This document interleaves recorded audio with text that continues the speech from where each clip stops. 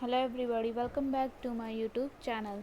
Today in this video I am talking about SOFI Technologies stock.